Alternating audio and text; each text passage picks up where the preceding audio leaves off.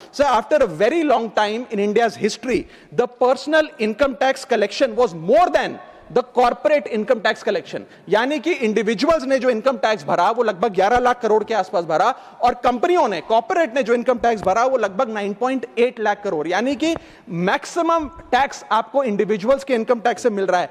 आप middle class वो tax भर रहा है। आज वो दौर आ गया है कि हम मिडिल क्लास को अपलिफ्ट करें, मिडिल क्लास को पैम्पर करें, नहीं तो मिडिल क्लास एक सैंडविच की तरह रिच क्लास और पुअर क्लास में दबता चला जा रहा है। सर, राइजिंग कॉस्ट प्रेशर्स के चलते पिछले वित्तीय वर्ष में मिडिल क्लास ने देखा कि उसके एजुकेशन के खर्चे में 8% की बढ़ोतरी हुई, हेल्थ केयर 9% से महंगा हुआ, रेंट 7% से, फूड 6% से, ट्रांसपोर्ट 5% से। मेरा रिक्वेस्ट यह है माननीय फाइनेंस मिनिस्टर से कि वो इनकम टैक्स में रियायत देकर या तो मिडिल क्लास को कोई रिलीफ दें, और अगर इनकम टैक्स में रियायत नहीं दे सकती हैं तो उसकी सेविंग्स और इन्वेस्टमेंट्स पे उसको बेनिफिट दें, उसे इंसेंटिव्स दें कि वो ज्यादा बचत करे, ज्यादा वेल्थ क्रिएशन कर पाए। Sir, fourth problem in this budget that I found was the budgetary allocation to health, which is low and which certainly needs a relook. Sir, आज हमने अपने टोटल गवर्नमेंट एक्सपेंडिचर का 2% हेल्थ को allocate किया है, लगभग 1 लाख करोड़ के आसपास।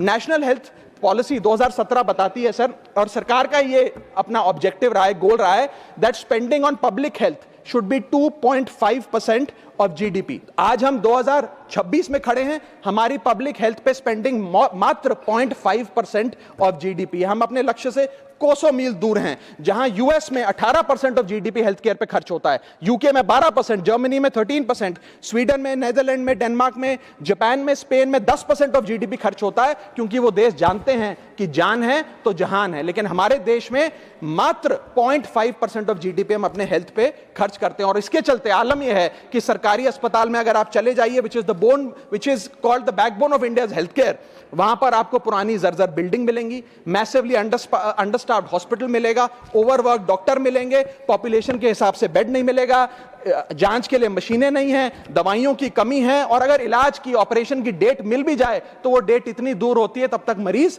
चल बसता है। Sir, the reality is that Covid made us realise, and it was a wake up call for India's public health infrastructure, and I want to ask the house today, are we prepared, God forbid, if there were to be another pandemic or another big sort of raging pandemic in this country, and the answer to that is no। और private अस्पतालों की sir हालात ये हैं कि अगर आज आपको प्राइवेट अस्पताल में इलाज करना पड़े तो आपको लोन लेना पड़ता है, अपने घर के गहने, अपना रियल एस्टेट एसेट बेचकर पता नहीं कितने हजारों लाखों लोग हर साल भारत में गरीबी रेखा के नीचे चले जाते हैं, क्योंकि उन्हें एक हेल्थ इमरजेंसी के चलते प्राइवेट अस्पताल में इलाज कराना पड़ता है। सर, जैसे वन नेशन वन इलेक्शन इस देश में लागू किया जा रहा है, वन नेशन वन टैक्स की ओर हम बढ़ रहे हैं, वैसे ही one nation one medical treatment की ओर बढ़ना चाहिए। सबको नंबर 1 मेडिकल ट्रीटमेंट देश में मिले, ऐसी व्यवस्था बननी चाहिए। सर, मेरे 4 सुझाव जो आपके माध्यम से मैं वित्त मंत्री को देना चाहूंगा।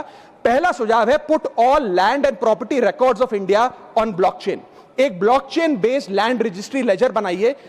पहले 10 मेजर राज्यों, शहरों से शुरू करिए, महानगरों से और टियर 2 सिटीज से, जिस लेजर में, जिस ब्लॉकचेन लेजर में हर रिकॉर्ड, हर सेल, हर म्यूटेशन, हर इनहेरिटेंस को एक डिजिटल रिकॉर्ड बुक में डाला जाएगा, जो एक ब्लॉकचेन लेजर होगा, जो टाइम स्टैम्प्ड होगा, टेम्पर प्रूफ होगा, 100% ट्रांसपेरेंट होगा, और रियल टाइम प्रॉपर्टी ट्रैकिंग आप उससे कर सकेंगे, जिसके चलते इंस्टेंट टाइटल वेरिफिकेशन होगा। आज सर, हमारा जो रियल एस्टेट का लैंड एंड प्रॉपर्टी रिकॉर्ड का जो बाजार है उसमें अटर कियोस है। कियोस इसलिए है कि लोगों को रजिस्ट्रार के दफ्तर के बाद धक्के लग रहे हैं, दलालों ने उन अफसरों पे पूरी तरीके से कब्जा किया हुआ है, प्रॉपर्टी टैक्स में चोरी होती है, सर्कल रेट को एक्सप्लॉइट करके कैश में प्रॉपर्टियां खरीदी जाती हैं, फर्जी कागज, कब्जे, टाइटल डिस्प्यूट, न जाने क्या क्या चल रहा है, जिसके चलते आज 66% of India civil disputes are land disputes. 45% of properties lack clear title in India. India ranks 133 out of 190 in property registration efficiency.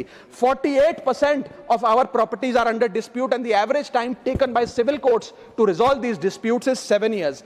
And 6.2 crore property documents are pending digitization। वो तहसीलदार के दफ्तर में पड़े या रजिस्ट्रार के दफ्तर में, उनका डिजिटाइजेशन अभी तक नहीं हुआ। इन सारी बीमारियों का एक ही दवा है, that is national blockchain registry, जिसके चलते प्रॉपर्टी डिस्प्यूट समाप्त होंगे, मिडिल क्लास की वेल्थ अनलॉक होगी क्योंकि वे और ब्याज पे पैसा ले पाएंगे, प्रॉपर्टी टैक्स की कंप्लायंस बढ़ेगी, और रीट्स जैसे इन्वेस्टमेंट व्हीकल्स आपको ब्लॉकचेन वेरीफाइड टाइटल मिलेंगे, उसमें भी बढ़ोतरी देखी जाएगी।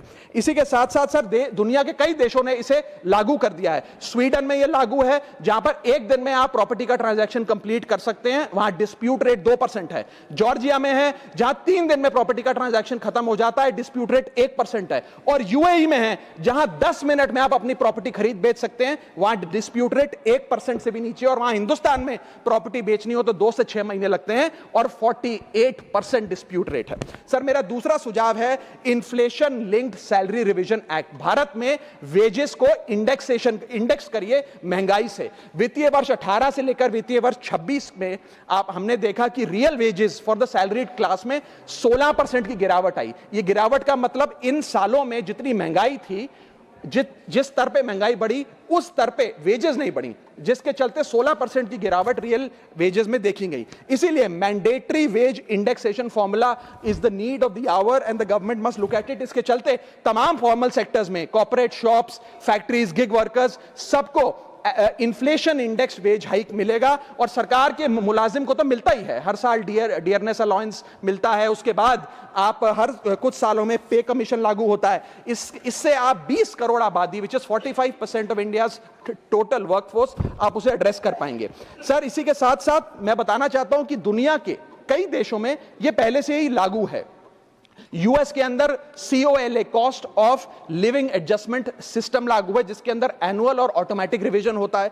जर्मनी के अंदर हर 18 से 24 महीने के अंदर महंगाई के अनुसार सैलरी बढ़ा दी जाती है। जापान के अंदर शिंटो मेथड यूज होता है, जिसमें annual inflation index wage hike दी जाती है। और बेल्जियम में ऑटोमेटिक इंडेक्सेशन लॉ है, जिसमें क्वार्टरली बेसिस पर एम्प्लॉइज की सैलरी बढ़ाई जाती है। Sir India is one of the only countries in major economies where 85% of our formal workforce has zero statutory inflation protection. We are at the mercy of the employer discretion and our own negotiation power to raise our salaries. इसके साथ साथ मुझे लगता है कि एक minimum increase based on inflation होना चाहिए। मेरा थर्ड सुझाव माननीय वित्त मंत्री जी को रहेगा कि स्टेट कैपिटल एक्सपेंडिचर की matching grant, matching funding center दे।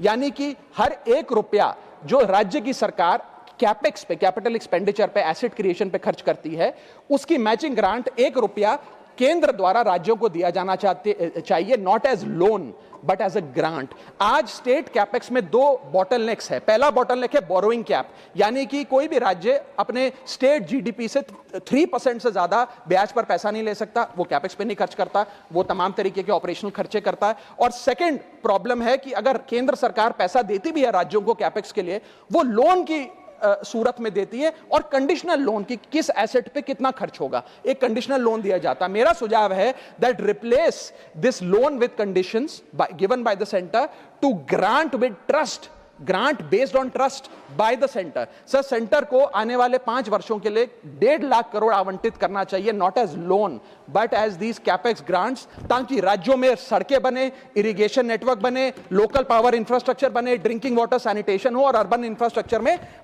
एसेट क्रिएशन, एसेट फॉर्मेशन किया जाए। As not as loan, not on interest, not with principal and with no conditionality. अगर ऐसा होता है तो सबसे पहले तो स्टेट की बैलेंस शीट में this grant will not sit as debt, state की बैलेंस शीट सुंदर होगी, बेहतर होगी। दूसरा, खुलकर राज्य कैपेक्स पर खर्च कर पाएंगे। Third, it will be a high growth and a high job creator, ये ग्रोथ मल्टीप्लायर और जॉब क्रिएटर के तौर पे इसका इस्तेमाल होगा, क्योंकि हर 1 रुपया जो आप कैपेक्स पे खर्च करते हैं उससे भारत का जीडीपी 2 से 3 रुपए बढ़ता है in a span of 3 to 5 years।